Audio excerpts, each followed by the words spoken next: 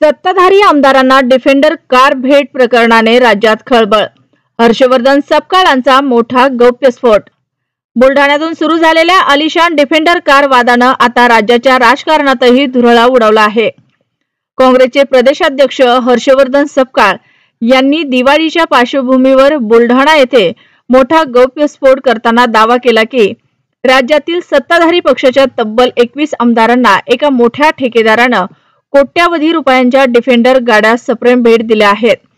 सपकाळ म्हणाले, या गाड्या कोणत्या आमदारांना मिळाल्या आणि त्या ठेकेदाराचं नाव काय हे लवकरच महाराष्ट्राला कळेल।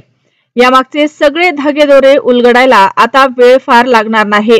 त्यांनी सूचक भाषेत नमूद केले की एक डिफेंडर बुलढाण्यातही आली आहे, मात्र ती त्या 21 गाड्यांमधली आहे की 22वी हे आपण सर्वांनी मिळून शोधायला हवे।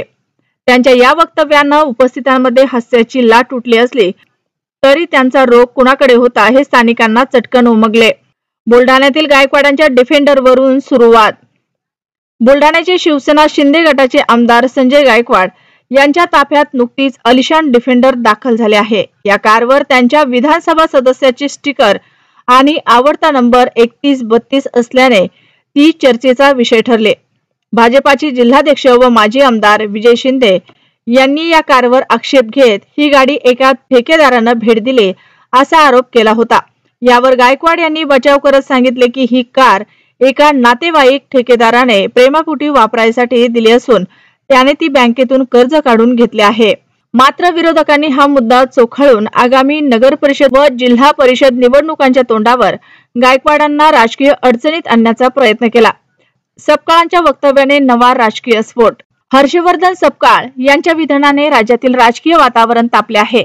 21 आमदारांना गाड्या मिळाल्या या आरोपामुळे सत्ताधारी पक्षात खळबळ उडाली असून गायकवाड यांच्या कारचा या प्रकरणाशी काही संबंध आहे का हा नवा प्रश्न आता निर्माण झाला आहे। दिवाळीच्या फटाक्यासोबतच या राजकीय डिफेंडर स्फोटाने महाराष्ट्रातील सत्ताधाऱ्यांना बचावात्मक भूमिका घ्यावी लागणार असल्याचे चित्र दिसत आहे। विनाकारण अशा प्रकारची स्टिकर चिटकवून किंवा लावाजमा काही पोलिसांचा घेऊन असं फिरणं हे मूळतः तत्वतः हे चुकीचं आहे। मी देखील 5 वर्ष आमदार होतो, माझ्या कोणत्याच गाडीवर आमदारचं स्टिकर नव्हतं, माझे आमदाराचंही स्टिकर नाही। काही बिल्ला वगैरे म्हणतात तो पण मी कधी लावला नाही, मला सिक्युरिटी नव्हती।